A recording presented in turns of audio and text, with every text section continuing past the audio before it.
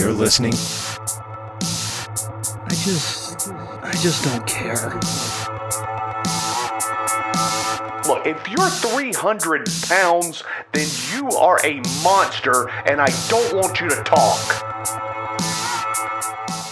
Welcome back to This Is a Work. My name is David Hensley. I'm the owner and creative director of Long Walk Productions, and I am here to introduce your host, David Two Dogs Hayes. Thank you very much, David Hensley, and welcome to another edition of This Is a Work. I am your host, David Two Dogs Hayes, and with me, as always, my tag team partner, Chris, the Fashion Plate Barnes. How are you, brother? Present. So this was the big one, WrestleMania 2-day event. After watching it a second time, well, to be fair, I didn't get it all watched, but I did a lot of thinking about the matches that I missed. I do have some thoughts. We got a lot to talk about, so let's just jump right in. We start things off with the Usos versus Shinsuke Nakamura and Rick Boogs. Barnes, what do you think? I think the wrong team won. Right. Honestly, I just, it's gotten to the point where it's like, it wasn't a bad match, but it's gotten to the point where it's kind of like Charlotte Flair. I'm just like, why are they champions? Right. Well, I mean, it looks prettier with Oh, sure. with the bloodline. We'll get to that later. Oh, yes, we will. The bad part of this match, like you said, I didn't hate this match. It was going fine until Boogs ended up tearing his quad. Yeah, he went to pick up both members of the Usos, and his leg just crumpled under him. Which, very unfortunate. That's going to be 6-8 months, maybe even a year before he comes back. The go home on this one was the Usos ended up getting their win after hitting 3D. Boogs was out outside the ring. Yeah. And once I believe he tried to pick them both up in a fireman's carry. Yeah, it was a double fireman's carry, like you said, and like I said, his leg just went. The muscle tore and he just crumpled. Almost looked like a work for a second. When he rolled out of the ring, I really thought it was a work.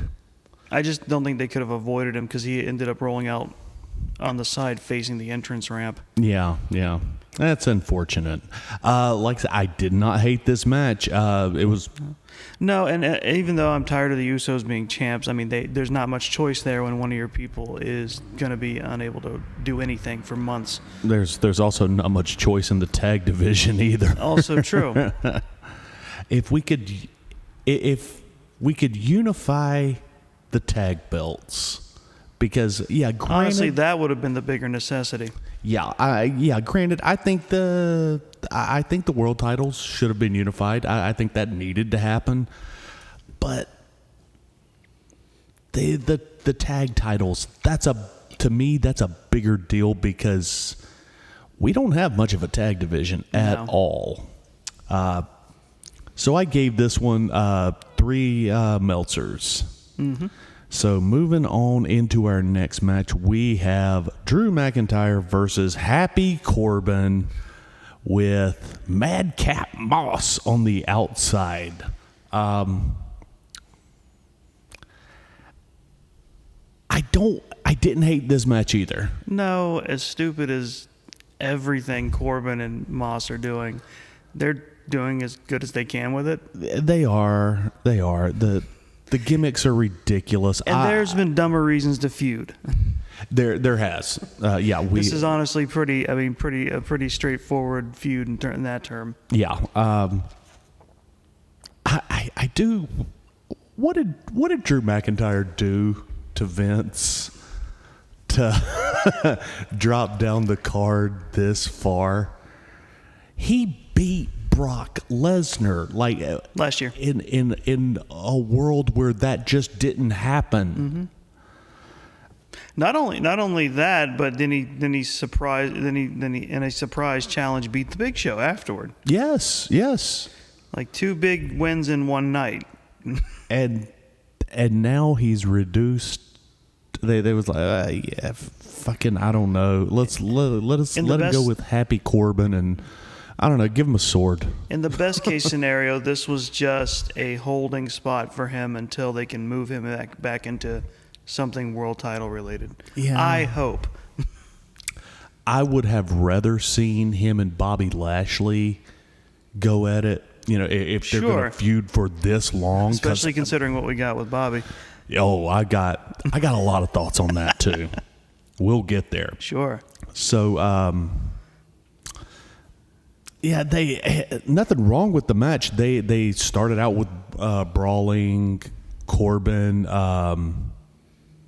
he hits a suplex, and then Madcap Moss pops up on the ring. Hey, you're doing great. Darpa, darpa, darpa. Yeah, I love that was a fun little idiot ball moment where he got up to let him know, hey, you're winning. Yeah. And you're doing it. Get off the ring. And he ends up taking a back suplex on his arm. Yeah, he did kind of, not his arm, his entire side. Yeah, it was weird. I saw more than one wrestler that night. They're kind of doing that method of taking bumps. It's not. Mm-hmm. I know it's not. I know it's a thing that can happen, but it doesn't seem like it's a usual thing to happen. No, especially when. Isn't that kind of how Flair took bumps? Well, but that's because he had to. That's what I'm saying. He had to do it because of the plane crash, right? Right. So he would take them differently, but it seems like maybe they're. I don't know. Maybe it's just trying to protect, not re-injure something. I don't know. Yeah, unclear. Again, nothing wrong with this match except for the gimmicks involved. The go home on this, McIntyre sets up for the Claymore, misses it, goes into the end of days. The move that no one has kicked out of. Imagine, Baron Corbin, of all people, had the most protected finisher in the entire federation. I'm thinking it just either it was because they like it's been noted that they like him so much backstage. Yeah. And considering that when he would lose, he wouldn't have put the move on. All right. Right. It's either that, or it's either a conscious decision, or they just realized it hadn't been kicked out of and then started protecting it. Well, I think there's a little bit of that too. Yeah, it's like the Undertaker's streak. It was like they didn't intend to; it just sort of started happening. Yeah, and then now let's make it part of the game. So, right. Well, he Drew kicked out of End of Days. Add another notch to Drew McIntyre's belt. Yeah. And then he comes up, hits him with a Claymore. 1, 2, 3. I did enjoy this match all the way through. I gave it a 4. Everyone involved, there was nothing disappointing about it in terms of the work that they put into it. Like everyone was doing their best. Yeah. Okay. Speaking of. What you got? And then, of course, they had a nice little stunt at the end where I forgot about this. Moss got up in McIntyre's face. So he swung at him. Moss ducked down, but McIntyre took out 2 of the ropes. With the Claymore. Right, the sword. The sword, the actual sword. He has with him. And,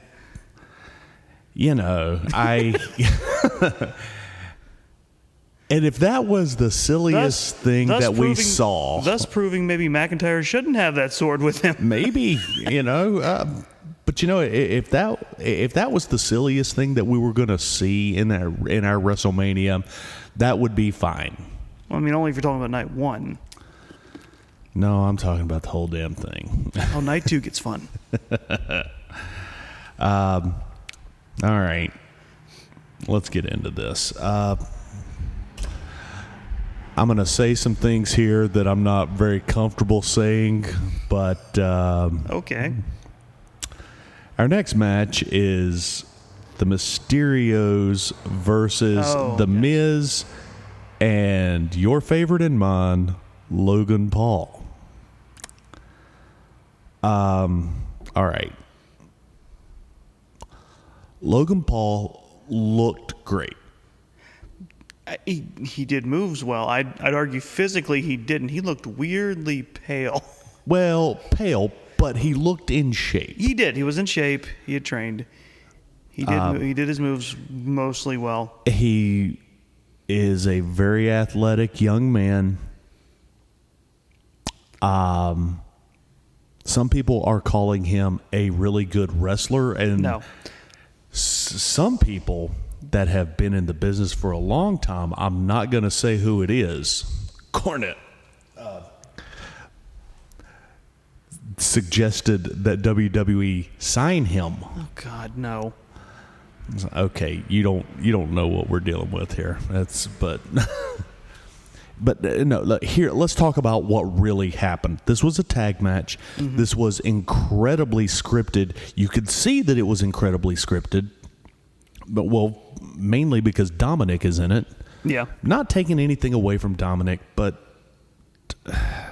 we're well past the learning curve for Dominic, and he's still really slow out there. And I mean, unfortunately, if he keeps going at this pace, people are going to get really, really tired of him by the time he starts actually making proper improvements. Also, when Logan Paul looks better than a wrestler across the ring from you, this is a problem. Yeah. This is a YouTube star. Dominic is the son of Rey freaking Mysterio. It's this. We gotta work on this. This isn't gonna work out. I don't know. But he did fine. What Paul did was he learned about 10 different moves. And they went over it and over it and over it and over it. And then he executed his moves, his moveset, and he did fine. That's about as much as I can say about it. Good. Sure. What are your thoughts? No, that's pretty much it. He was a heel with Miz in the match because there's no way people would let him be a face. And this is obvious. Right. I don't know. I think the thing about Dominic is he has to find his own style because he can't work his dad's style because he's slower and he's a foot taller. Nobody can work the Rey Mysterio style. I don't care what your last name is. Mm-hmm. Rey Mysterio is an entity all his own. Nobody really understands exactly how good Rey Mysterio is, more to the point was back in his prime. Right. And then on top of that, I just meant, and I also meant lucha in general, because Dominic's not built for lucha. Right. Well, see, and this is where we come to the problem, Chris, because he's not really built for lucha, but he doesn't have the body to be a wrestler. Well, he doesn't have the strength. Not the WWE body, at least. Right. I mean, he doesn't have the strength to work ground. Right. He's too young and too pretty to be a brawler. Mm-hmm. So, I don't know. Let's put a mask on him and see, the thing you're talking about is like that's where he should be away from WWE, working places where he can figure out what he's meant to be. Yeah, I could not agree with you more. The match itself was fine. I gave it a 3, and that's gonna be Miz and Logan Paul beat the Mysterios. They did, including Logan Paul taunting them with Eddie's taunt and frog splashing. I think Dominic or yeah. Yeah, it was. And afterward, and then because Miz got the skull crushing finale on Rey. Mm-hmm. They got the pin. And then as they were having their arms raised, Miz turns on Logan Paul and hits him with the skull-crushing finale. And everybody cheered. Oh, God, yes. I jumped up and said instant face turn. Right. Because I don't know how they're going to play it, but Miz is the hero in this story to me. Yeah, well, it's the same thing with Kevin Owens. However many pay-per-views ago it was, when he was with Logan Paul. Oh, yeah. Oh no, Sami Zayn. It was. Was it Sami? Yeah, because Sami was doing the YouTube conspiracy theory Oh, thing. that's right. That was that's getting right. started out. Yeah. Yeah. And then Logan Paul comes in, hey, wants to shake his hand, and then Owens stuns him. Oh, that's right. Yeah, That's how that Owens went was a down. part of it because Sami was beefing with Owens. Right. So, yeah. That was like last year. It was. Yeah, and I still haven't gotten over it. All right, let's talk about something better. Let's talk about the Raw Women's Championship. Oh, This yes. is Becky Lynch versus Bianca Belair. This was a great match. It was. The presentation was great, and so was the action. Yeah, they got a little bit lost somewhere in the middle. They found their way back. I'm sorry, that didn't happen. I'm getting them and Rousey and Charlotte mixed up. Sorry about that. A lot of people online hated the Rousey Charlotte one more. Yeah, and I see why. We'll get there. We'll get there. No, this match was really, really good. This was the type of match that whenever people start talking about the women's division, and then you see something like this, you're like, oh, okay. There is light in this tunnel. Yes. The problem is getting everybody else to this level. And making sure it's not a train. Right. I absolutely thought this was a great match. And narratively, it ended like it should have. Yeah. Now, let's see. I'm looking at my notes here. Now, Lynch goes for the manhandle slam. That's right. And then Bianca kicks off of the turnbuckle into a backflip and then hits the KOD to get the 1, 2, 3 out of it. That's it. Yep. And Yeah. Bianca is the new women's champion. Yes. Congratulations. A great match. Just a great match. Again, I got to go back to it. I'd like to see a title unification match at some point because, well, look, we've got like 8 women on both brands that are worthy to hold the belt. Yeah. I mean, I would argue against, but between COVID and the bloodletting, I mean, they really have just knocked things down. Yeah.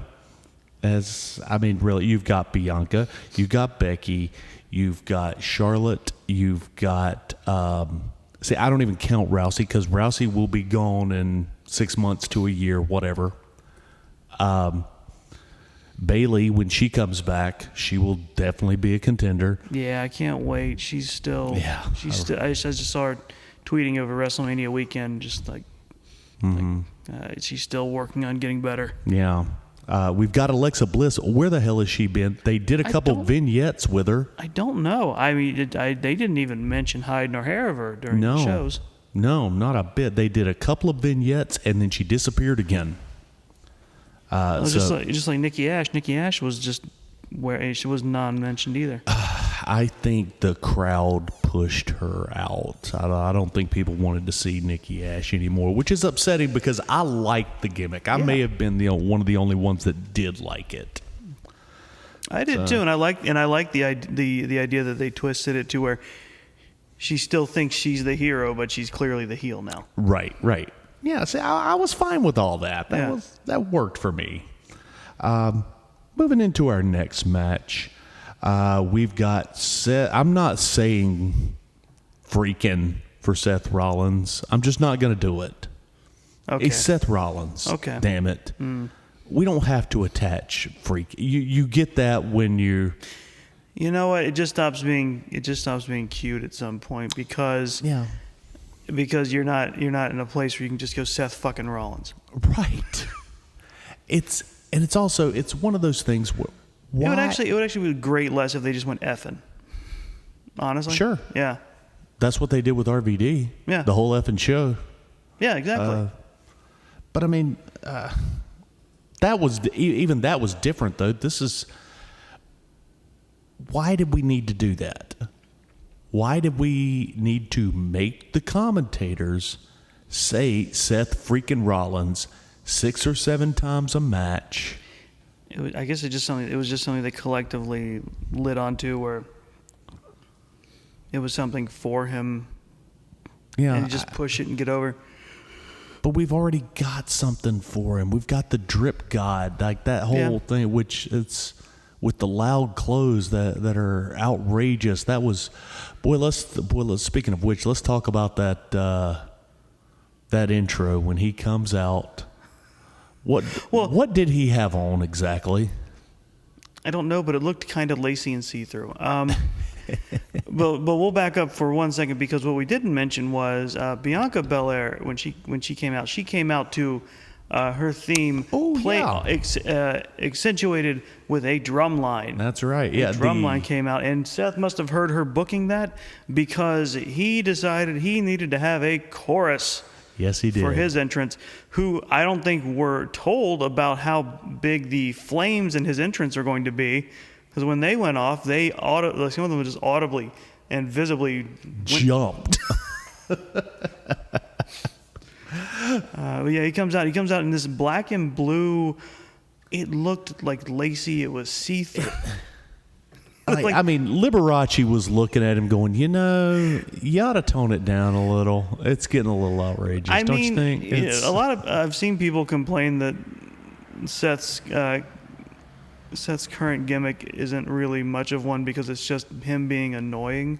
But the longer he goes on, I'm just like, is he just being Jared Leto? I think he is. I really do.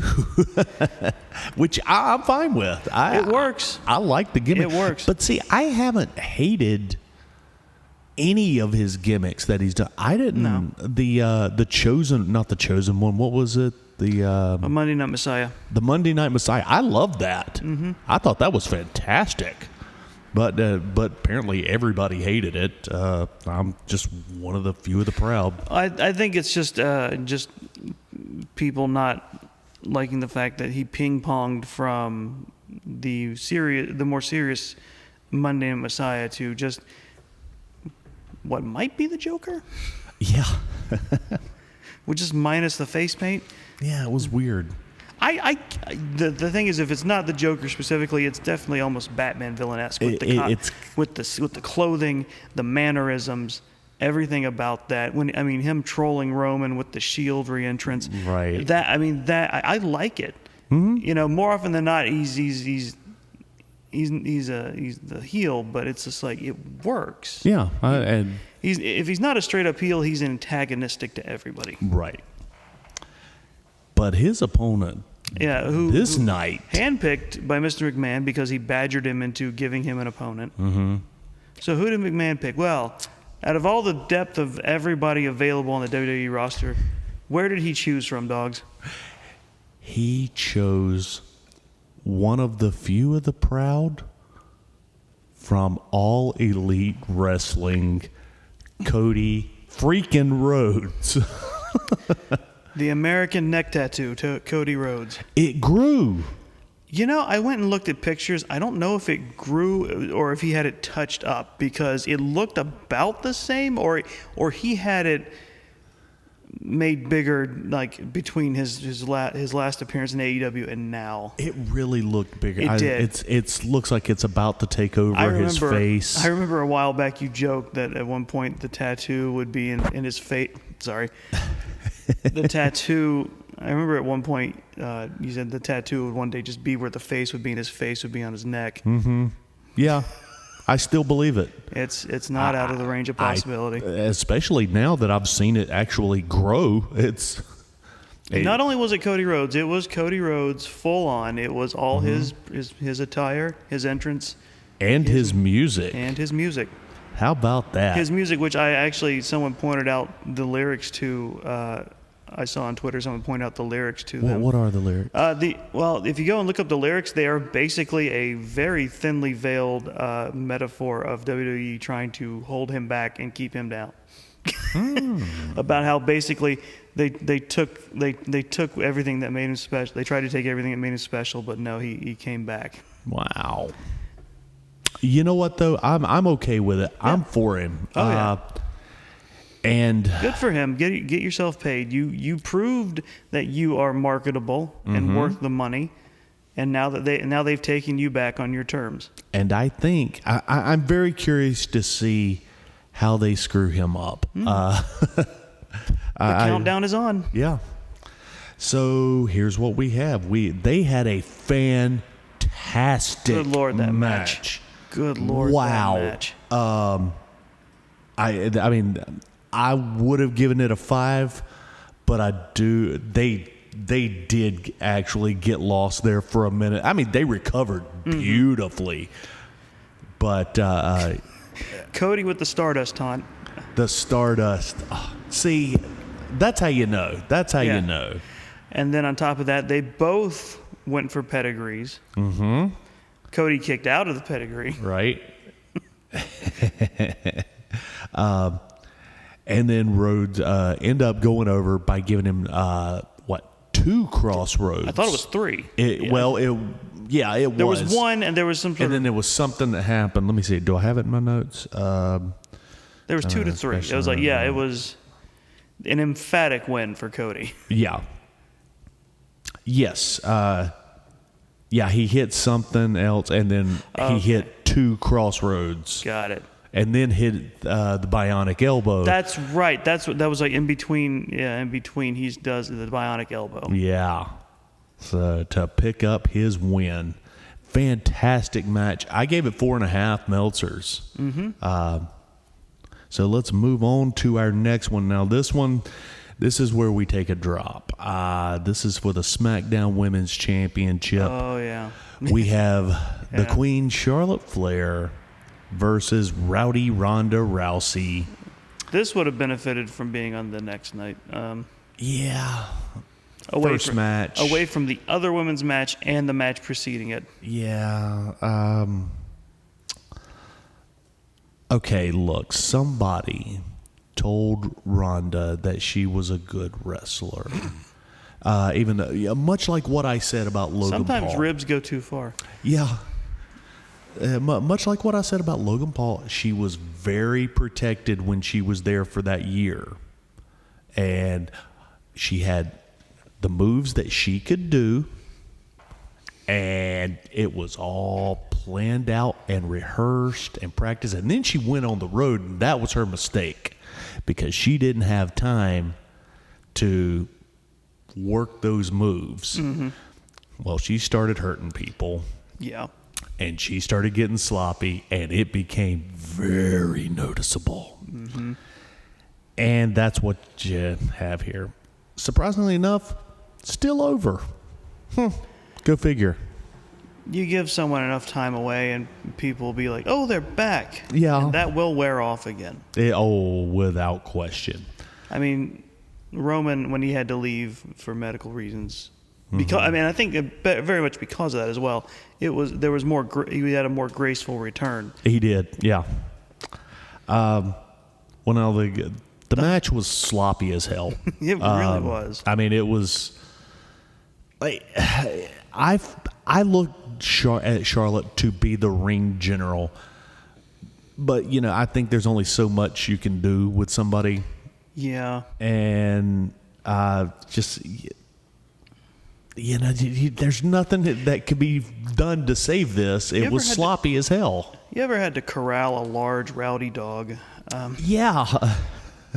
Like, you got to get him, like it's bath time, and you got to get him into... The thing that may have saved it is it kind of looked like an actual fight. Yeah. That's not what they were going for. I mean, you could tell that's not what they were going for. Mm-hmm. But that's because that kind of match, you don't. It's not the first one in a feud. It's like it's got to devolve to a point where they're just like rules or nothing. I just want to fight you. Right. But and if that's what it had been, then, well, hats off to you. You did it. Sure. But no, this was supposed to be a wrestling match, and it just it had you had all the moves there, but they were just poorly executed. Mm-hmm. The go home on this one was Ref gets bumped. Yeah, I get that. And Ronda has the win because Charlotte's down, and then she goes to pick up. Ronda picks up the ref, tries to wake him up, and this is one of my favorite shots I've ever seen. It's close on Ronda and the ref, and Ronda's on the right side, and all of a sudden you just see Charlotte's boot plow through her jaw.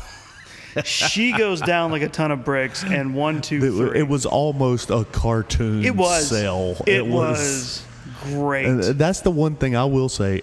Rousey can sell. Yeah, she can. She's at least learned that lesson. So that's It looked great. I didn't understand why people complained about the finish online because I was like, that was beautiful. The finish was the best part about it. That looked efficient and brutal. Yeah, and So it wasn't a finisher, but it doesn't need to be if it's like that. right, and that's the thing, though. Plus, that's something in terms of match psychology that I like. Sometimes in a match where it's like you've been fighting, you've worn each other down, so now you're at the point where any move could do it. Right, and something that looks that devastating, that's going to get you a 3 count, and it did. And that's one of the things that saved this match, at least for me, and that's why I gave it 2.5 Meltzers. Sure, and it was that shot in particular because they did a replay of it from a different angle. I was like, it doesn't look good there. But it was that tight shot where you don't see anything but that boot come through. Right. Yeah. Okay, so now, wow, we have already gotten to the top of night 1. That was quick. So now we have Stone Cold Steve Austin is a guest on the Kevin Owens show. It's kind of weird they just ended on a talking segment like that, but okay. Yeah. So Kevin comes out, and Kevin Owens comes out, and he does his intro where he relates to what he thinks of Texas and Stone Cold. I still liken back to that one vignette, and it's not going to go over here on the podcast because you can't see me, but when he was like, well, WrestleMania is going to be in Texas this year, it just did a little shiver. It's subtle in terms of wrestling because it's just he doesn't like Texas, that's weird. I'm sure they won't follow up on that. Yeah. But that's what got me interested in this feud, and plus Austin, of course. Yeah. Now everybody's looking forward to seeing Austin. I was too. We all were. Yes. The glass breaks. He comes out. He looks great. He does. He really does. For what is he, 60? He's early or 58? Early 50s. Yeah. Early 50s? He is, apparently.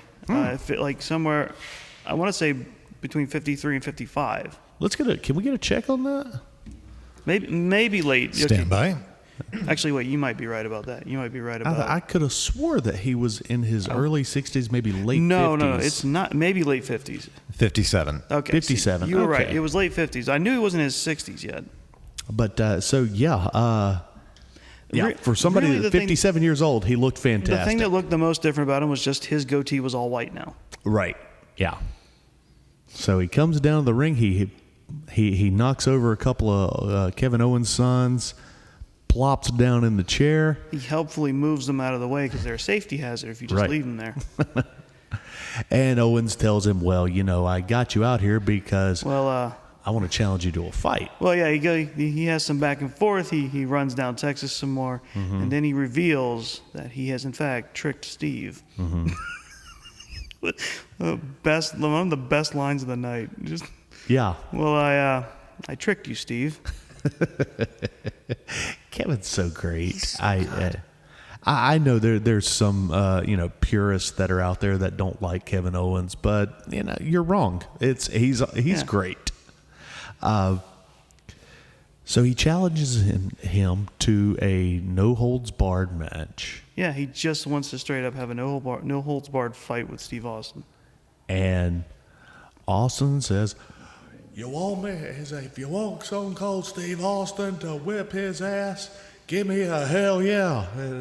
And then he actually says it, and they had to censor it. "Give me a goddamn ref down here." Yep. They get a ref down, and it's like, oh, we're doing this. And it was a classic Steve Austin match. Now, it wasn't as fast paced as what we're used to watching Stone Cold. Oh yeah, maybe not at the prime of his career, but towards the end, it definitely. I mean, it wasn't. You're right, but it wasn't like it wasn't like it wasn't slow. It wasn't slow. But it's almost like it was like a millisecond off the beat. You know what I mean? Is that if normally you watch something at a 1, this was at like maybe a 0.75. Yeah, exactly. It was just there was a tiny little drop in speed. And just enough to be noticeable, for the Steve Austin fans. Right, but immediately understandable because it's like it's going to be Kevin Owens taking care of Steve Austin. And he did. He did. But you know what? Austin was there to fight, though. He was. They go out to the ring, or they go out of the ring out into the crowd. Yep, they do the classic like semicircle through the crowd. Mm-hmm. Austin took a suplex out there. Yes. Didn't give one, took one. Mm-hmm. That's awesome. Absolutely. I just love that. Yeah. No. But this with top of the ramp too. He did give him. He did give a couple. Yeah. At the top of the entrance, he did one on each side for the crowd. Mm-hmm. And yeah, they looked great. Everybody was taken care of the whole time. Austin took a stunner from Kevin Owens. He did. He also put Kevin Owens through a table. Yes. This was, like I said, classic Steve Austin match, just a little bit slower, and maybe 1 or 2 less moves. Maybe, yeah. But I loved the match. Absolutely. Yeah, he takes a stunner from Kevin Owens. He kicks out. Kevin loses his mind. Yep. And then he gets hit with the real thing. Yep. Owens gets 2 of them total. Right. And boom, it's time to celebrate. Let's drink some beer. So there's Austin swimming around in the beer again, just like we've seen hundreds of times, and it was so great. And Austin was having the time of his life too. You could see it so much. And you know what? I absolutely loved that match. I gave it 4.5 stars. I mean, yes, granted, a Meltzer and a half of that was nostalgia for me. Sure. Yeah, I'm but biased. They delivered Sue on me. It. They delivered. They did, and that crowd reaction. There's so many times where WWE's tried to give you nostalgia and then just have it fall flat. Yeah, and not to mention like Hogan at the last WrestleMania. Yeah, and not to mention we are never going to see Austin have another match again. Had to amend that statement, huh? Yeah. But and I feel like that's pretty true to his word because after his last, they straight up said he's like 19 years between this and his last match. Mm-hmm. That's and so it was a great send off for him. Mm-hmm. Great send off for night 1. Well, that's it. Good night, everybody. Yeah. No, we're not quite done yet. Oh, fine. So all in all, I'm going to give night 1 just overall. I'll give it a 3.5. Fairly strong. I can dig it. Yeah. I really, really enjoyed night 1. I did too. Now we're going to move into night 2, and things take a turn. Wow, there are some loud cars out there tonight, aren't they? I didn't realize this was the designated drag strip area. Apparently it is tonight. So match 1 is going to be the RK Bros versus the Street Profits versus Alpha Academy. Okay, I like Alpha Academy. Yeah, they're good. They have gone from jobbers to contenders, and the whole shush thing is, I think it's great. Chad Gable finally found a niche, and he's selling it hard. Well, the match was crazy starting out. I mean, the whole damn thing was just off and running as soon as the bell rang. Oh, it was explosive, yes. Everybody looked good. Otis looked like Big E incarnate. Yeah. I mean, he really did. He was strong. He was menacing. He's not doing the whole funny gimmick thing anymore. No. He's playing it straight, and it's working for him. Mm-hmm. So good on you. I'm still pulling for Otis. I'm trying not to say Private Party. That's why I'm. What is wrong with you? I've said it so much that I can't stop myself now. You've seen Street Profits more than Private Party over the past year. You should think of them first. I can't. It's a sickness with me, man. It is, yes. It is a sickness. Especially because of how good they were on their game this match. They were. They looked great. They were wrestling great, which I don't say very often. Everybody were looking so good, and we also had Gable Steveson out there, which is... Yeah. His name's going to be a problem for me. I can already tell. I want to call him Stevenson so bad. And there's no N in that name.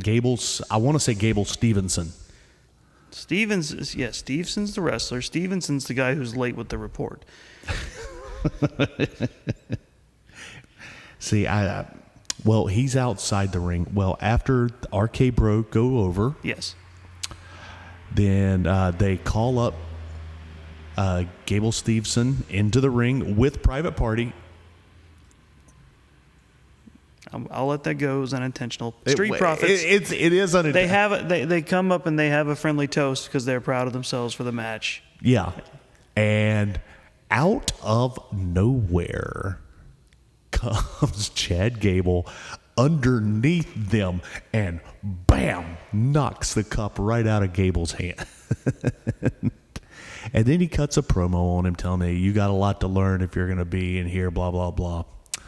And then Steveson, I think, he took off that ugly-ass shirt that he was wearing. The print was upside down. I don't get it. Yeah, it was hand-woven by somebody. Mm-hmm. I mean, well, they did it upside down.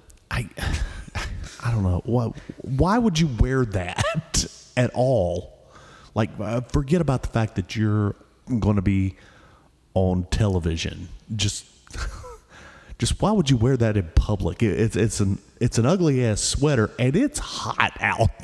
Shrug emoji. I don't know what else to tell you. You're the fashion plate. You're supposed to be answering these questions. It's hideous. I mean, what more do you want me to say? I hated it. That's it. And then he tossed around Chad Gable. He did. He tossed him around, gave him a couple belly to bellies, and goes out and has another drink with the Street Profits. And RK Bro, yes. And RK Bro. See, I got it that time. You did it. I had to think about it really hard. There was a visible strain, but yeah.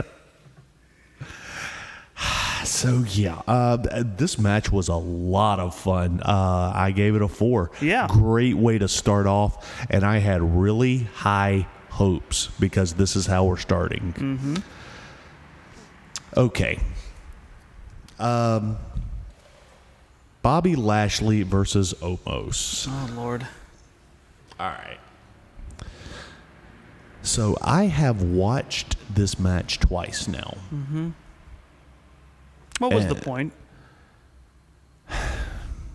I don't know, Barnes. I don't know. I've come to this conclusion. Yeah.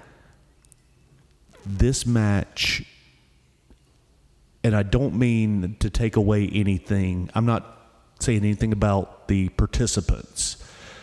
This match shouldn't have happened.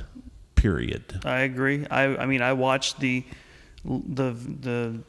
highlight video package that explained why this was happening, and I still didn't agree. Yeah, let's say, and my reasons for saying it shouldn't happen are even different. What was almost? I believe by my count, he was like 10-0 for this year. Right.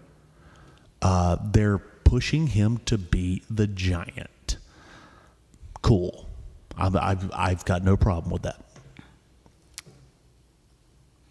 First of all, you're also trying your damnedest to get Bobby Lashley credible for a title. I get that too. Somebody's got to lose on this one. That's the thing, is like I understand what you're saying, and whatever goals they had for both men with this match, it has the opposite effect. Yeah, you've destroyed them both. You want to keep pushing, almost give him. I'm just trying to pay. Who's out there right now? You know what? Damian Priest would have been fine. I mean, I know he's coming in later, right? But give him Damian Priest. Make this a quick throw him over the top rope. Let's mask the fact that almost can't work yet. See, that's the thing. It was supposed to make Bobby look good because he toppled a threat, and it's supposed to make almost look good because it took the likes of Bobby Lashley to take him down. Right. The problem is almost is not that big of a threat yet. I mean, yes, he's rising, and he looks pretty tough, but he hasn't made it there yet. He's not there yet. He still doesn't know how to work like a giant. So yeah, so this loss hurts him and does Bobby no favors. Yeah. Also, in this situation, Bobby Lashley is supposed to be the ring general. Yes. Oh my God. What kind of blood-soaked nightmare would that be? Well, exactly what you got. I think you mean sweat-soaked. At one point, and this would be fine if I had saw this once, but this is like the fourth time I've seen this. Bobby Lashley hit a spear on Omos from the back. It never looks good. Never. No. Plus, why are we continuing to do this? It doesn't make any sense either, because when you hit a spear from the back, because of how you react to that versus how you would take it from the front, it looks weaker. Yeah. Like when you get hit from the front, since you bend at the waist and you take it and crumple, it looks devastating. Yeah. Even if it's super soft, you can make it look incredible. Absolutely. If you hit somebody from the back like that, well, you have no choice but to go down to your knees first. Yeah. Because you don't know when it's coming. So it looks like you went for a chop block and just jumped too high. Yeah. And the bad thing about it, we're going to see this again later tonight, but we'll talk about that then. Sure. I don't know. Nothing good came out of this, so I can't give this a good rating. I'm pulling for both of these guys because I want Omos to be a monster. Well, sure. And I want Bobby Lashley to be better. Right. I've come so far. It's I've gone from just hating Bobby Lashley to actually liking him, and now I just want good things for him. Sure. It's yeah. And I think that falls squarely on Lashley's perseverance. because I don't think WWE's done him a lot of favors in that regard. And you know that it's upsetting because WWE is supposed to be the giant creator. They love their big men. They do. But you know, now that I think about it, they haven't created any really good giants. Even though there have been lots of giants in the Fed. You can't even say Andre, because Andre had developed his gimmick well before he stepped foot in there. And, well, I mean, who came after him? Well, I mean, you can call Taker a giant, but he was already there. Yeah. And he just threw a gimmick on him, and it worked. Yeah. So that was fine. Giant Gonzalez. No.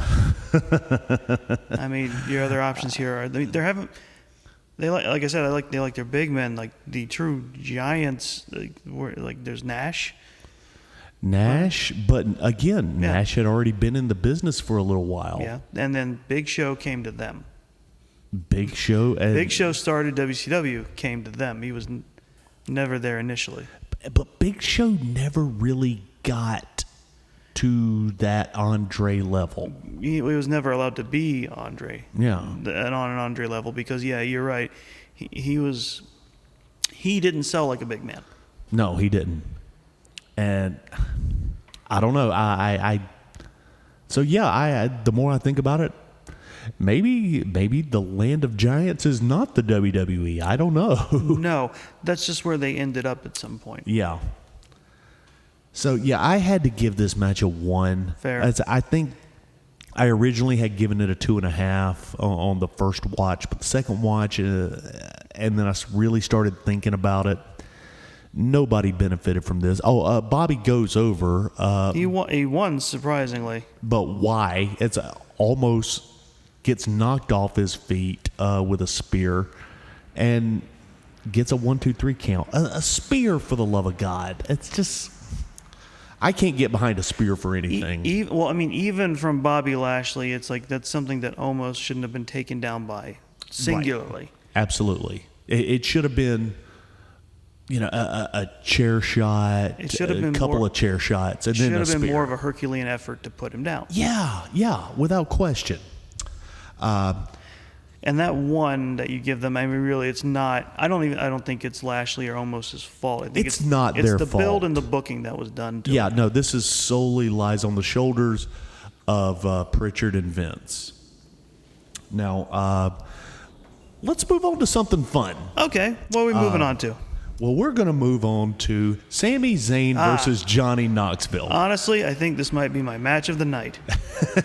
Now, see, I've not given this a rating. This was not a wrestling match. Well, that's fair, because this was Looney Tunes, and it was great for what it was. Yeah, this was your popcorn break with the popcorn singing "Let's All Go to the Lobby." No, this was Daffy Duck versus Elmer Fudd. It was.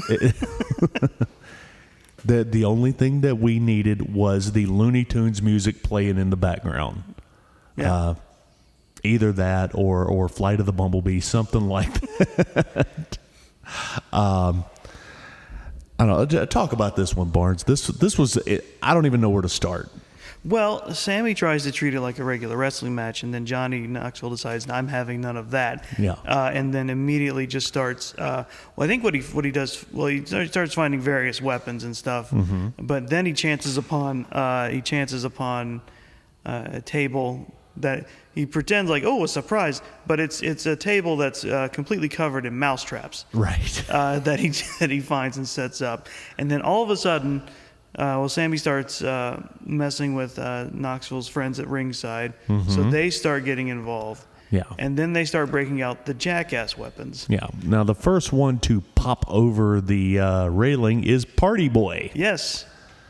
And he decides to go full on. Well, I mean, if you know anything about him, you know that his proper attire for him is not the clothes he was wearing. Yeah. He immediately had to strip down to a jean shorts themed thong, a Speedo. It was a Speedo. Yeah, it was Complete with bow tie like a male stripper. right. Which, and let's be honest, if you watched wrestling in the Attitude Era, you are more than familiar with Jackass. So don't try to pretend. You were watching Wild Boys that Chris Pontius was on in MTV. Oh yeah, you watched it. He's out there, he's dancing, he's doing his thing. He gets it. Sami finally dispatches him. I think just throws him out of the ring. Mm-hmm. And then I think he threw Knoxville out of the ring too. Yeah, and then he went to go get a weapon or something from under the ring. But what did he find? No, he threw Party Boy under the ring. Right, he throws him. And then he went under there to get him because why not? And well, he got chased out from under the ring by Wee Man. Yes. And if we can't have Hornswoggle, then we'll take Wee Man. Exactly. Boy, has he gained weight. Anyway, that's just wanted to throw that out there. Well, he needed to bulk up to slam Sami. It was the same spot. It was. It was. They had Wee Man slam Sami Zayn like Hogan slammed Andre. It was great. Well, the one difference, Hogan picked Andre up. Yeah. Wee Man, he picked him down. It was. Well, yeah. Can't even. Well, I mean, yeah. He had to go down to him to get, but the move was accomplished, more or less. Let's see what else happened. Wee Man went to get it was the wooden leg prosthetic that attached to a device so you could flip it up and kick in the nuts. Right. But Sami turned the tables, kicked Wee Man in the face, and I mean blasted him. I saw a still shot on Twitter, and you see. It's like how, I mean, I'm sure he did it as safely as possible, but man, it was caught him squaw. Mm-hmm. There's a chase that happens. I think it's right after that. Okay. They chased him around the ring, and he runs into the hand. Giant hand. And then they proceed to get him. They proceed to get Sami in the ring with the giant mousetrap. And I forgot about the giant mousetrap. And that's how they held Sami down long enough for Knoxville to get the pin with it by trapping him in a giant mousetrap. Yeah, 1, 2, 3. This wasn't a wrestling match. I'm not rating this, but I had fun regardless. It was fun to watch. Yeah, it's exactly what it was meant to be. Yeah, exactly what it was meant for. Can I just say that Sami Zayn and Kevin Owens probably had the best nights of their lives, and I could tell. I'll tell you, I'll do you one better. I do believe that Pat McAfee may have had the best night of his life, if you really think about it. But we'll get to him. So now we move on to the Women's Tag Team Championship. Now this is one of those insane tag team triple threat. No, fatal four-way. Oh, I'm sorry, fatal four-way. Yeah.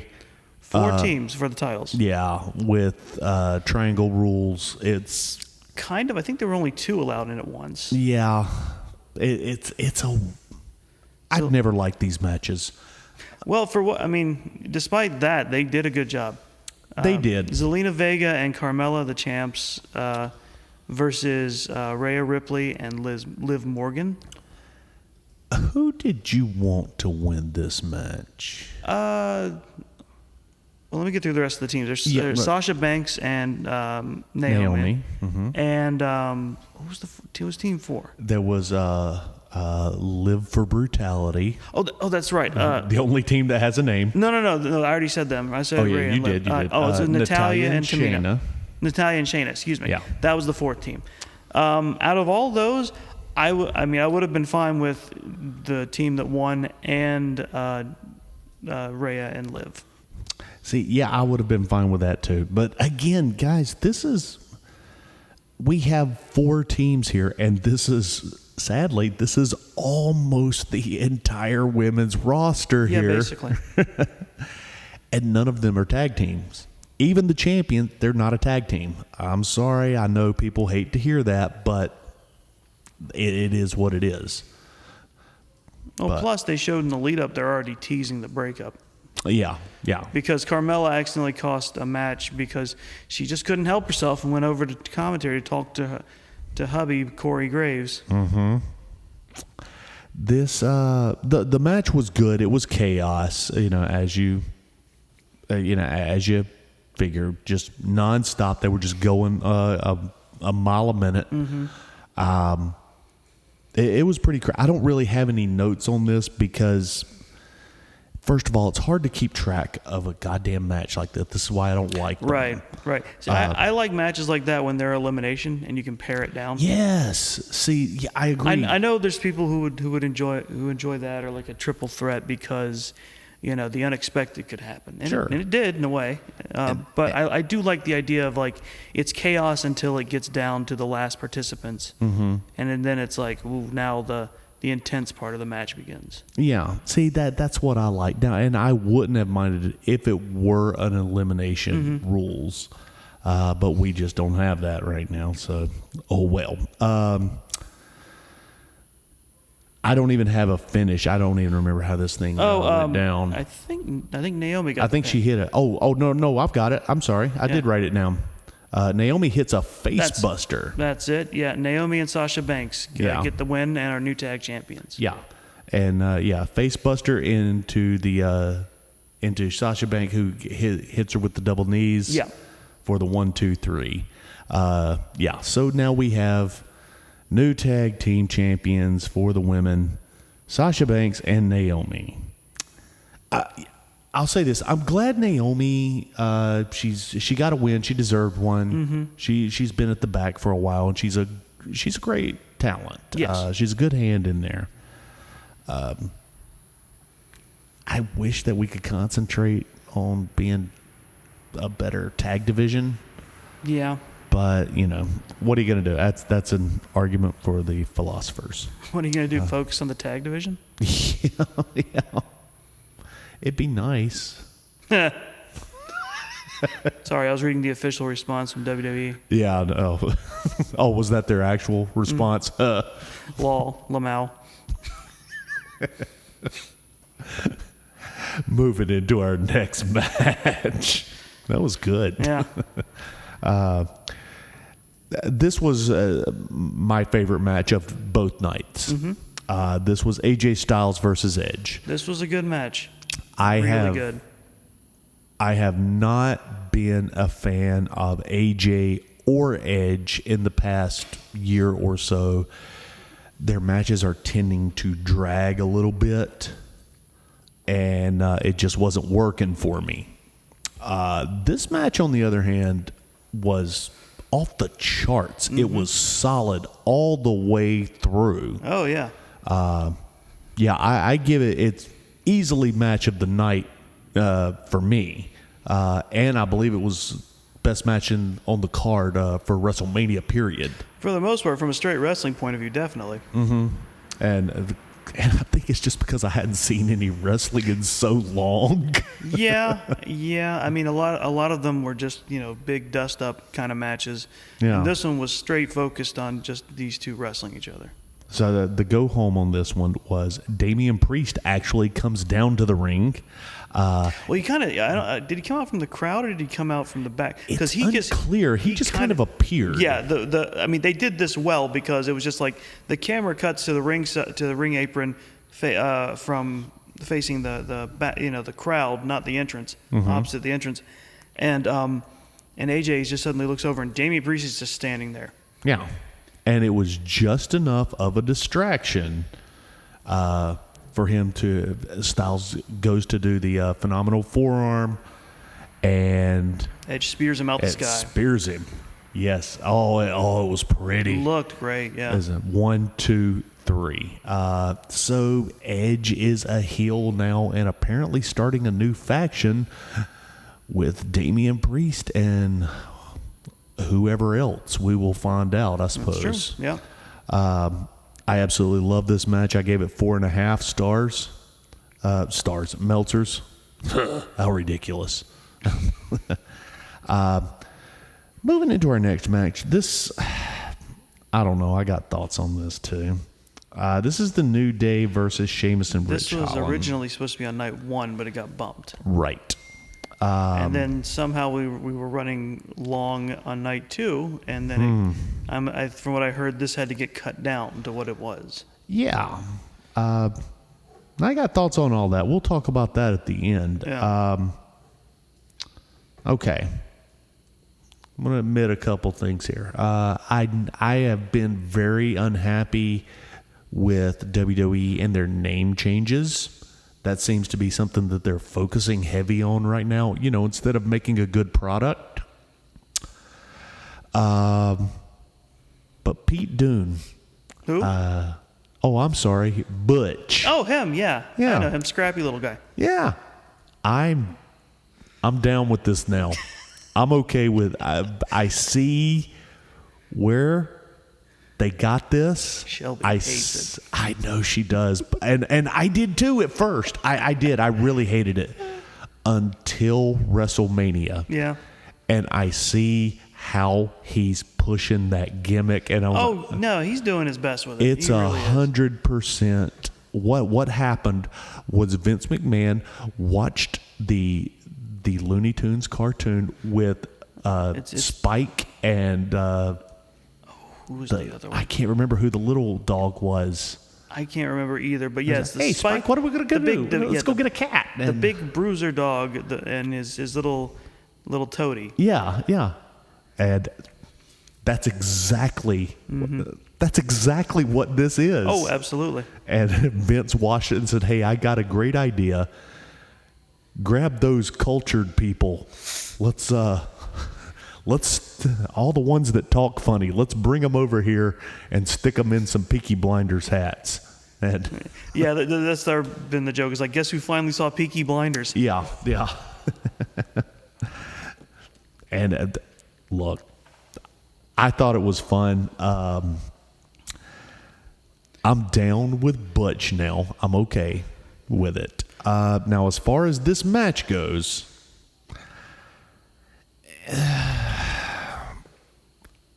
it left a lot to be desired. It really did,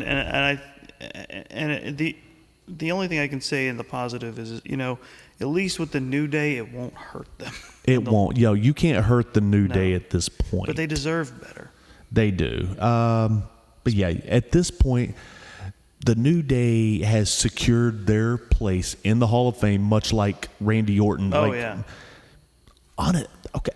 I just had a thought. Okay, dig. Mm-hmm.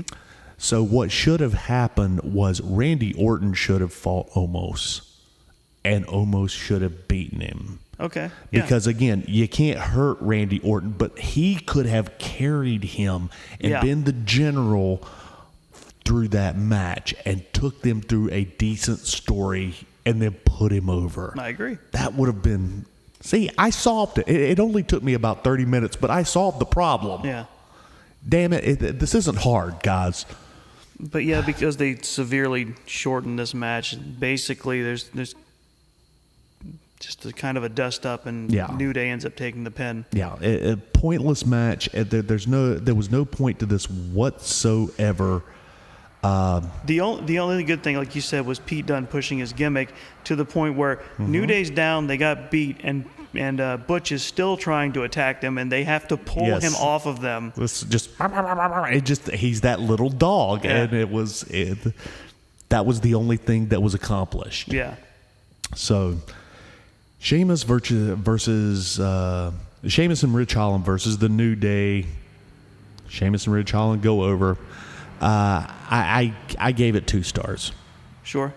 So now let's move into our semi-main event. Now let's talk about this for a second. Had Edge and AJ had they been on night 1, this would have been my favorite match. Also, if it would have been an hour earlier, I would have, because we're going to talk about the length of both of these pay-per-views, because God almighty, there's no reason to go to midnight every night. They decided to run a 2-hour pre-show instead of just starting at 7. Right. Why? do they think that people actually want to hear Booker T ramble for 2 hours? They think it's great. And it's just, it gets to me because it's like, you put on it's WrestleMania, but it's a 2-night event, so you're putting on 2 pay-per-views in 2 days. Stop. Yeah. I mean, see, I thought that we had this fixed for a long time. They were starting their shows at 7. Yeah. And they were ending up being done by 10 or 10:30. Fair enough. Is the power of WrestleMania where it's like, oh, it's the big event. It's 2 nights. Despite the fact that that there was stuff they couldn't cram in, they somehow padded these shows to the longest.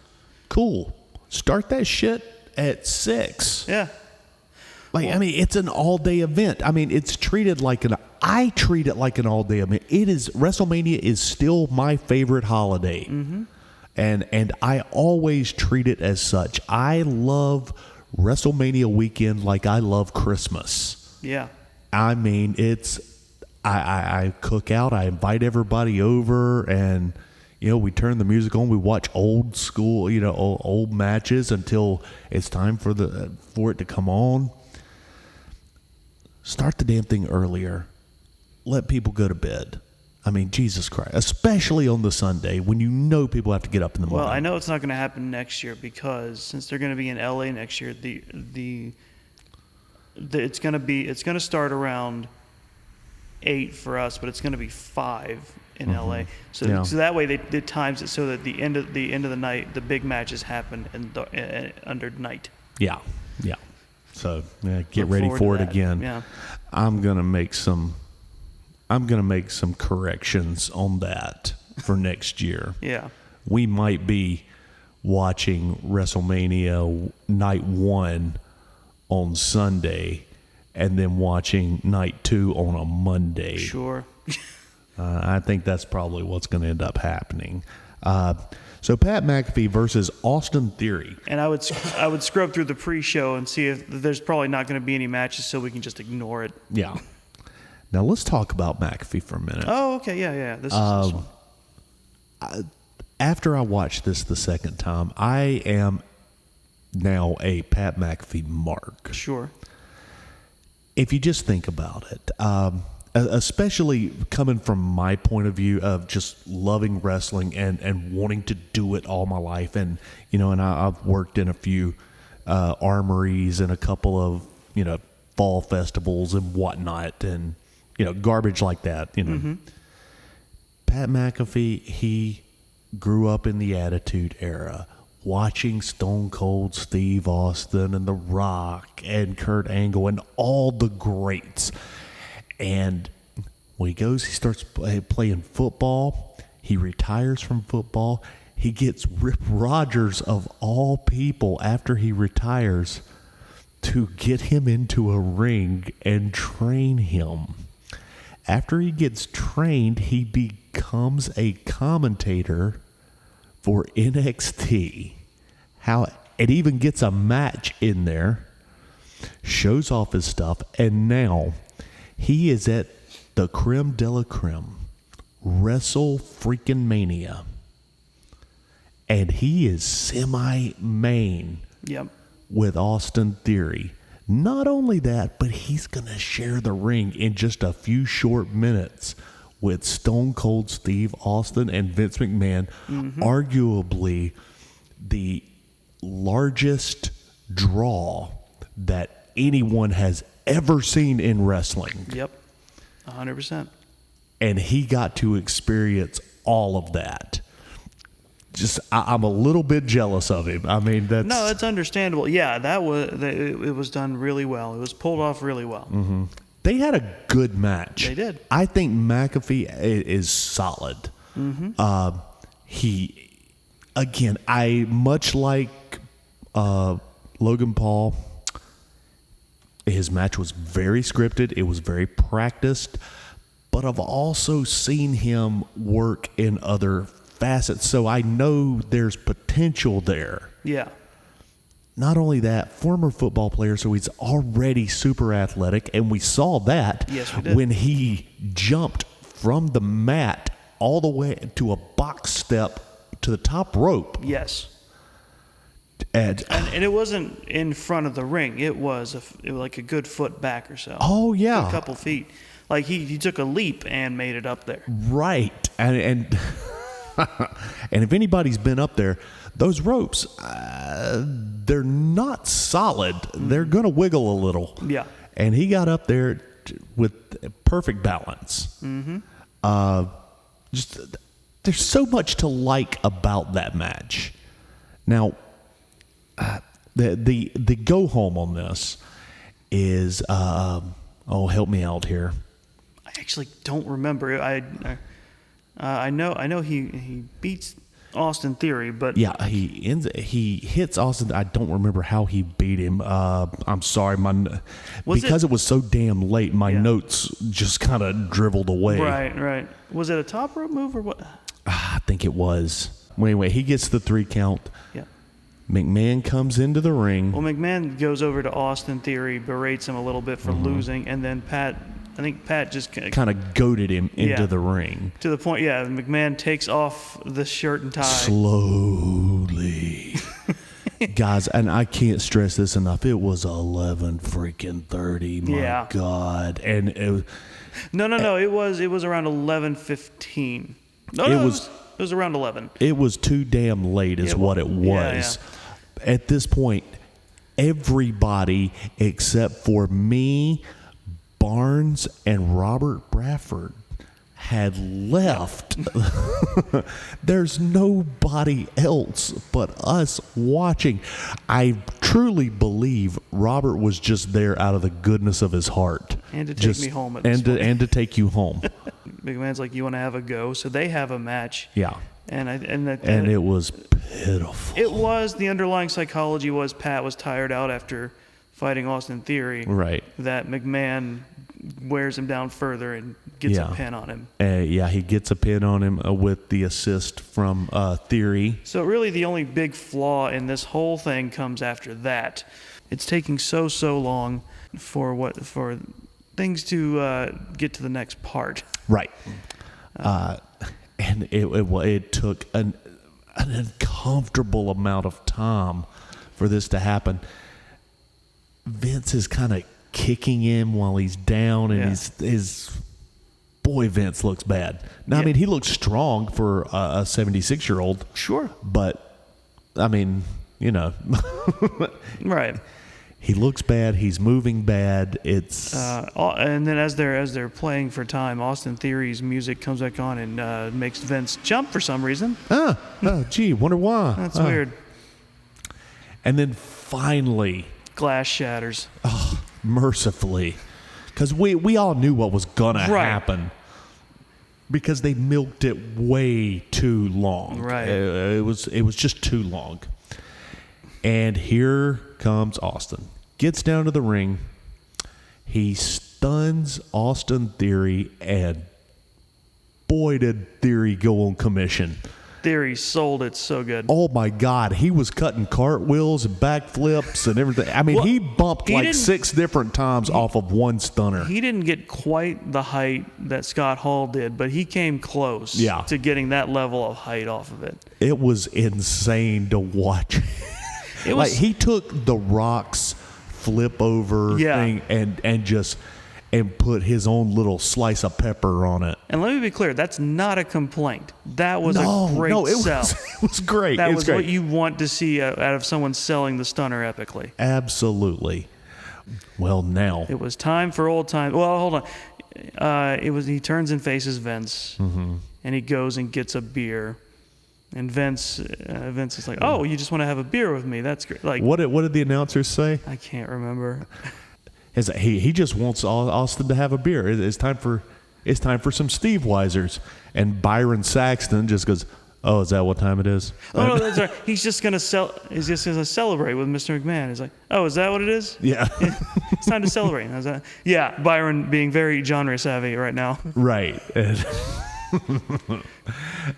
So again, a very uncomfortable amount of time goes by with the beer. Well, it was great because Vince has like I don't think it was a finger with the other hand, like, don't rush me, I'm drinking. Yeah. And then Austin, he kicks him. And as soon as he kicked him, Vince went down on both knees. It was it was a throwback to the first time we ever saw him take the stunner when it was horrible and shit. It's very ironic, isn't it? The first time that you saw him take that stunner was horrible and embarrassing. And the last time we're going to see him take a stunner is also horrible and embarrassing. It's just such a shame because he eventually got semi-decent at it. He did, sort of. One of the best things that come out of that was on Twitter. I think it was Dewey Foley took a video of Mick reacting to it, and it's just, I saw that. It's just like a full minute and a half of him laughing his ass. But yeah, so he kicks him in the stomach, and instead of him leaning forward, he dropped down on both knees. He tried to get back up, and he starts walking back to the... And at this point, Austin is trying and failing to hold in his laughter. He knows how horrible it was. He's trying to go get him. Yeah. And he rolled can't get a hold of him. No. And at that point, he's just like, fuck it. And he's just going around the ring. He is having a ball again. Yeah. He stuns him. Yeah. And when he stunned him, and this time he didn't go down on his knees. No. He went down on his ass. It looked like they were in a sleigh. Austin is just losing his mind. You see, he's like, yeah. He's got this big grin on his face. It couldn't be happier for him because, number one, I know it's the last time we're going to see him. Yeah. In that capacity.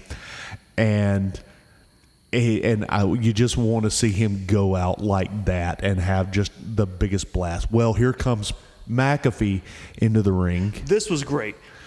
McAfee No, wait. Byron came in. Did Byron come in? Did Byron stun? Did he stun? No, he stunned Byron after the Kevin Owens thing. Yeah. Which was I think was great because if you see the shot, the way they frame that shot, because they have the can sitting on the ring, it looks like the end of a beer commercial. Right. It's so perfect. Yeah. No, McAfee rolls in. McAfee rolls in. He greets him. He gives him a Steve Weiser. And I think what probably would be just like it's something he's probably going to gush about just as much. Stone Cold stuns him. Yeah, and as he's going to talk about that for the rest of his life. And it leads to a perfect moment where they cut to McAfee at ringside and close up as he's laying on the ground. His eyes are half lidded. He's almost out, and he's just slowly pouring the beer in his mouth. Yeah, a beautiful moment. And if that were the end of the pay-per-view, I would have been so incredibly satisfied with it. But it wasn't. And before we get there, I need to talk about something else. Let's do it. And it won't be long. Please. But it's just the fact that a lot, pretty much everything leading up to this point was fun. It was great. Yeah. The non-title stuff was fun to watch. I love Sami Zayn versus Johnny Knoxville. So, where was the Intercontinental title? Yeah. Where was the United States title? And I said this before, and I'll say it here. If I'm sure they had the nerve to highlight the fact after Scott Hall's passing that to highlight the amazing ladder match that Shawn Michaels had with Razor Ramon. And pray tell, what was that over? I think it was the Intercontinental title. I believe it was. Yeah. At WrestleMania. The greatest ladder match ever. Yeah. So where I'm the familiar. fuck were those titles? Yeah. You had 2 nights. You had nights. 8 hours of pay-per-view. You couldn't shove one of those in there somewhere. No. So, 15 minutes for Vince McMahon to get his little match in. But ultimately, the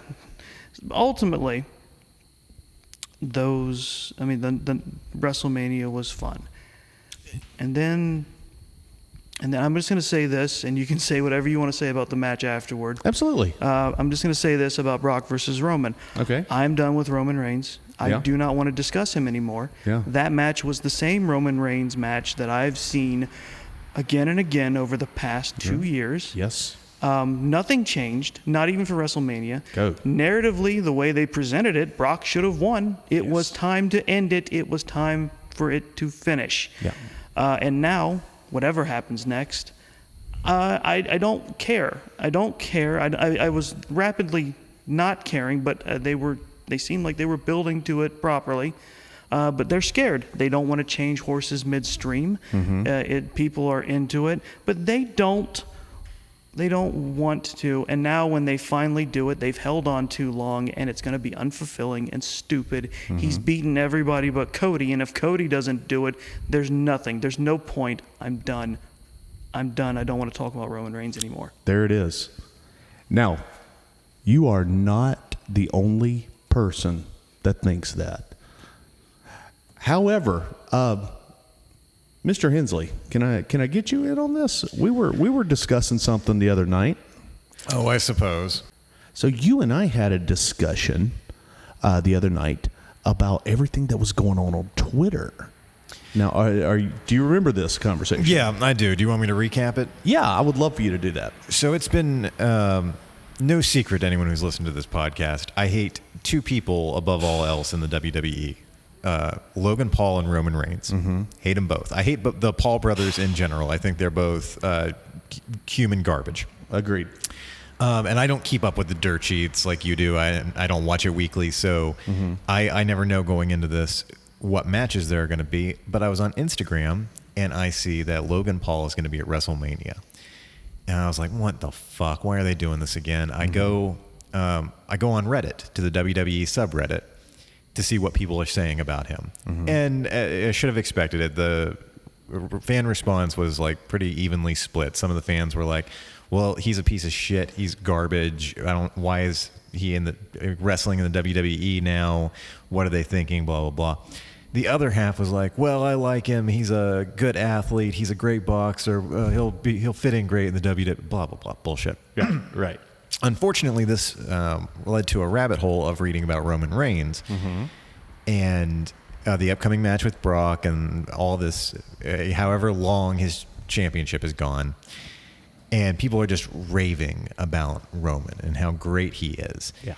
And this is when I realized how out of touch the three of us and our group of watching friends are with the wrestling universe.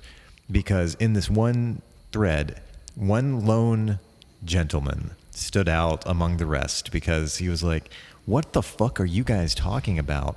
Roman Reigns is terrible. Yeah. He can't perform on the mic. He can't cut a promo. He's got two moves, the Superman punch and the spear. That's it. Why is he so popular? Well, Jesus Christ, if that didn't kick off a shitstorm of other people being like, well, you're a fucking fair weather fan. The only reason you don't like him is because he's popular. Roman Reigns is the best thing in the WWE right now. And I was like, what the fuck? Yeah. How are people who actively watch this, not just the pay-per-views, but fans who are watching week to week, who are watching Raw and watching SmackDown and seeing this shit, how are you looking at Roman Reigns and going, yes, this is the best thing in the WWE right now? He has never been good. We've been watching with you for 7 years now. We've been watching pretty much consistently since 2015. Right. I've never seen him be good on the mic. No. I've never seen him put on a good match. It's Superman punches and spears. And occasionally he'll do that stupid thing where he tries to howl at the moon, and occasionally he'll try to cry on camera. Yeah.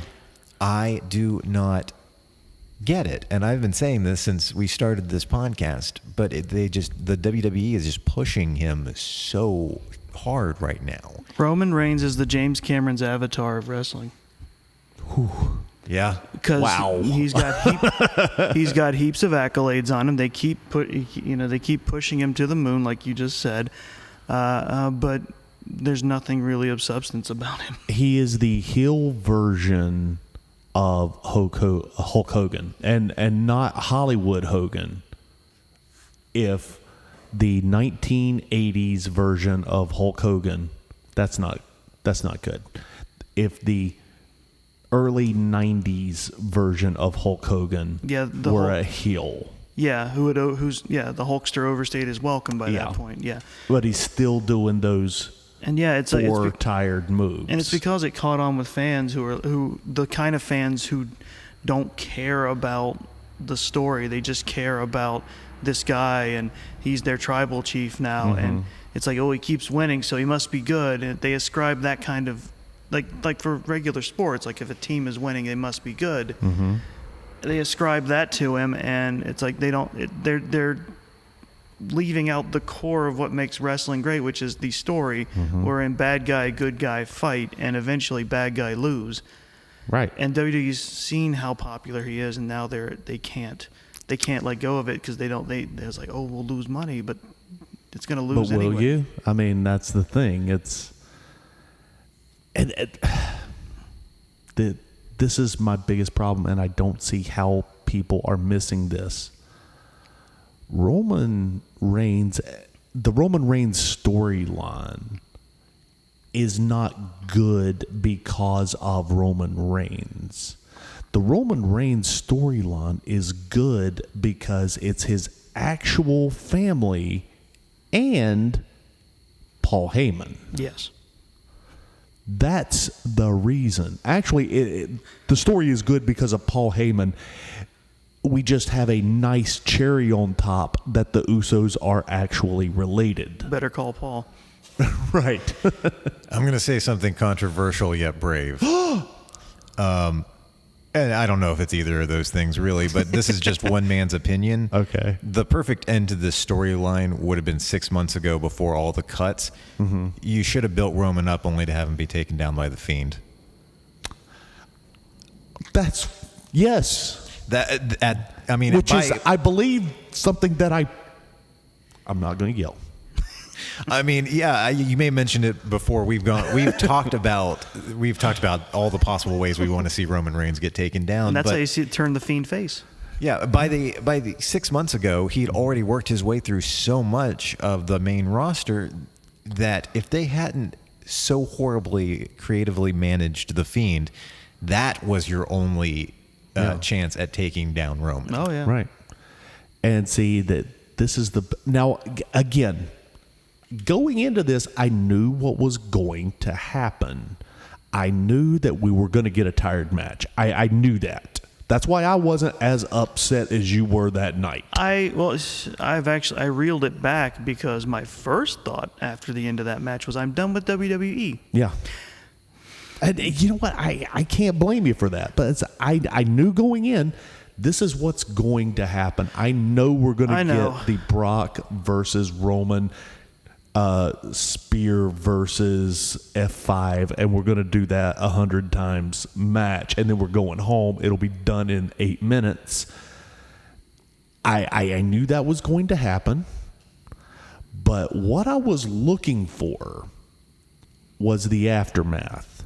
I was looking for somebody to come down to the ring. Yes, I had talked to you guys about it. I was like, The Rock's coming down. Yeah, I said that. I thought it. I dared to dream.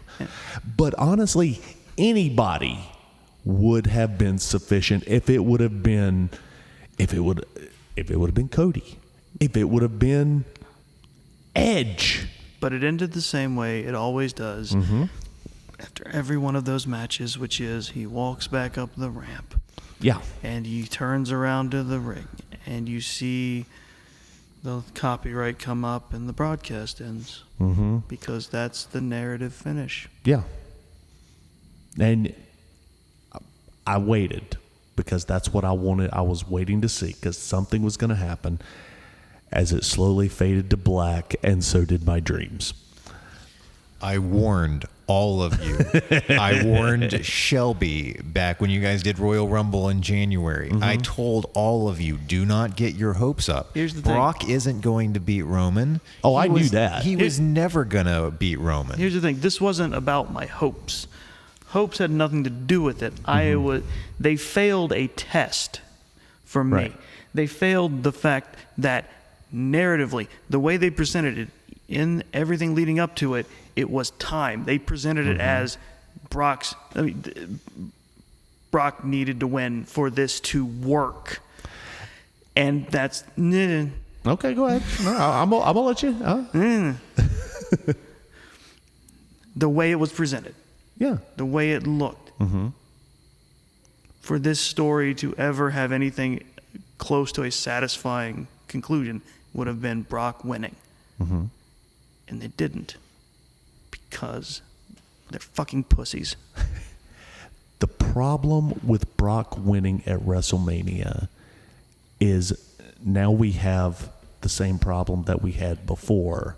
We have a part-timer that is seemingly unbeatable. Not true. There were always way more cracks put into Brock's facade than Roman's. You think? Yes. Because now, I'll be honest, I don't see that. Roman's definitively beaten everybody. So has Brock. Brock's also lost. He has lost. That's true. That is We true. actually Roman Reigns has not been pinned or submitted since since you're right. almost 2 Was years. it 2 years? Yeah. Yeah, I mean, we've at least seen Brock go over the top rope before. A year ago, Drew pinned him. yeah, and a little over a year ago, we watched Kevin Owens have to sell an injury because Roman was handcuffed to something and Paul Heyman couldn't get his goddamn... I know. That was your moment. That was your Chris Barnes moment. It was, and that was a little over a year ago. Yeah. That was the moment when I was like, they don't know what the fuck they're doing. No. Nobody... I felt embarrassed for Kevin Owens. I felt embarrassed for the writers. I felt embarrassed for Paul and Roman for having to sell that shit. Roman Reigns is the sunk cost fallacy. And now I do believe that WrestleMania, it was time for Roman to drop the belt. Brock was not the guy. No, but that's the fucking ship we were sailing in. Right. Now, the only thing that we have left is Cody Suicide Rhodes. Yeah, see, I was talking about this with Shelby Monday night. It's obvious. And I was like, yeah, that at this point, yeah, the only person left is to bring him down is Cody Rhodes. And she's Right. like, well, they're going to have to build to that. He's not going to go straight at... I was like, are you They don't fucking really- kidding me? No, they This is don't- the they WWE. We don't have to build this shit. No, especially not with the Cody way... Rhodes did the build in AEW. Yeah, not with the way that WWE Bing, bing. fucking tells a story. If they knew what they were doing, they'd build up a Cody and Roman rivalry over the course of months and several, segments and matches and promos, whatever. That's not... WWE's not going to do that. I told Chris tonight, if Cody takes down Roman next month at Backlash, I'm not going to be surprised. Is it going to happen? No, hell no. But they are going to... I will not be surprised... Let me rephrase how I just said that. I will not be surprised if they try it. If they try it at Backlash and Roman goes over, That's the thing. I don't have any confidence that Cody won't eat a loss before, even if he is the guy to beat Roman, therefore making it completely unfulfilling. well, he's going to eat a loss. To Roman, Roman. See, And that's then he'll just be another guy that Roman's another beat. guy. Yeah. And no one is capable of doing it. So it's like, Well, it depends on the loss. Depends on how you lose. If he loses to that stupid guillotine or a spear or the Superman punch, yeah, it's over. If some, choke out. They favor that one too. yeah.